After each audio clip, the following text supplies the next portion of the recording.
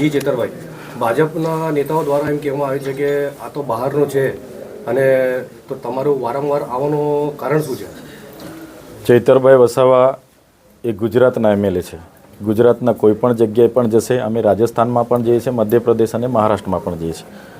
હું આમ આદમી પાર્ટીનો વિધાનસભા દળનો નેતા છું અને આખા ગુજરાતનો હું પ્રવાસ કરું છું. એટલે જે પણ લોકોએ આ વાત કીધી હશે, ક્યાંક તો એમને બંધારણનું જ્ઞાન નથી અને લોકશાહીનું એમને જ્ઞાન નથી.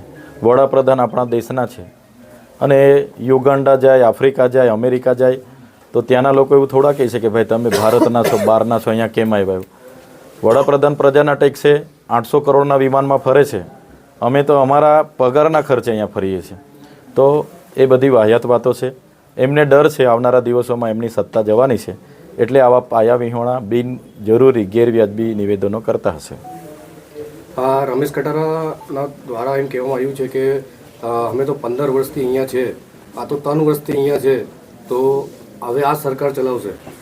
પોતાના મત વિસ્તારમાં એક શિક્ષકથી ચાલતી શાળાઓ 100થી પણ વધારે છે. બાળકોને બેસવા માટેના ઓરડાઓ નથી.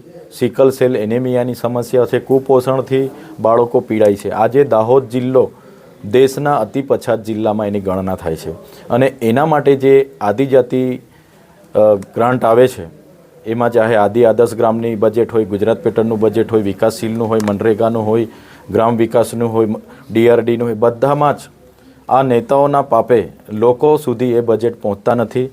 અમને આજે દાહોદમાંથી ફરિયાદો મળી છે.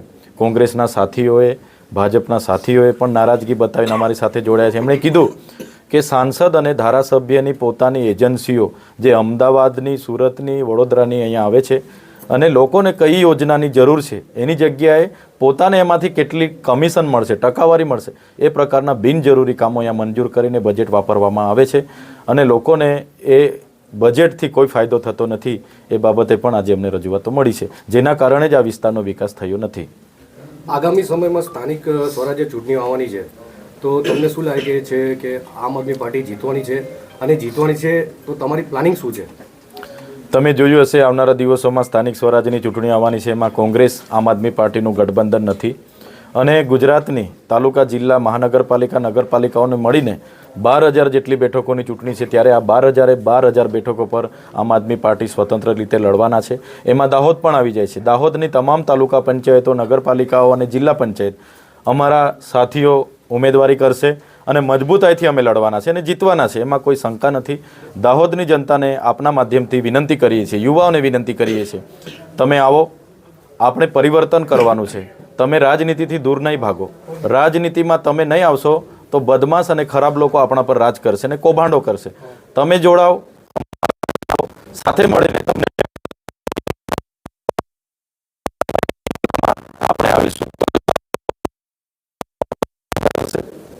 આજે આમ આદમી પાર્ટીમાં કેટલા લોકો જોડાય છે અને આગામી સમયમાં કેટલા લોકો હજુ જોડાવાના છે અને કોણસી પાર્ટીમાંથી જોડાવાના છે? આજે અમે અહીંયા દાહોદની મુલાકાતે હતા.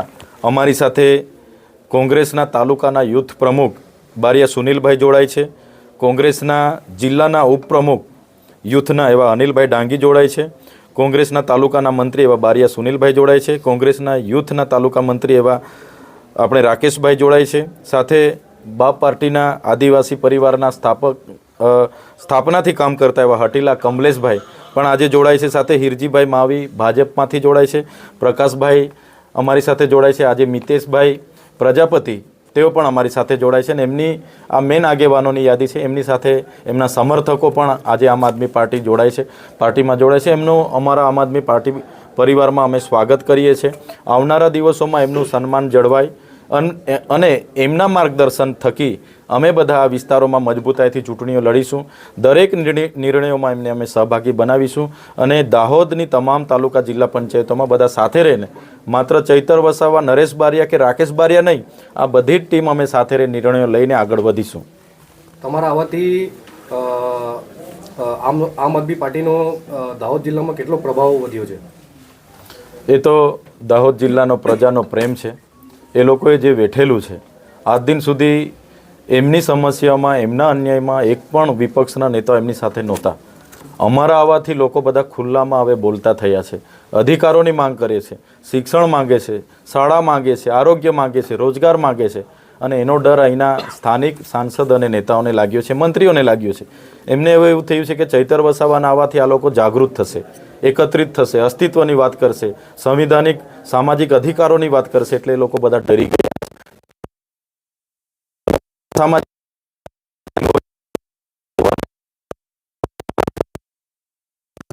ચૈતર વસાવા એટલા મોટા નેતા નથી, પણ દાહોદનો મારી સાથે છે, એમની આ તાકાત છે, દાહોદની આ યુવાઓની તાકાત છે કે નેતાઓએ આજે મજબૂરન ગામડે ગામડે ગલીએ ગલીએ જઈને અમારું નામ લેવું પડે છે. ત્યારે મારા નામ લેવાની જરૂર કેમ પડી? તમે કર્યું નથી કંઈ. તમે આજે વિકાસ કરતા તો આ લોકો તમારી સાથે રહેતા. તમે કશું કર્યું નથી, એટલે આજે એ લોકો પરિવર્તન ઈચ્છી રહ્યા છે અને આવનારા દિવસોમાં દાહોદમાં પરિવર્તન થશે.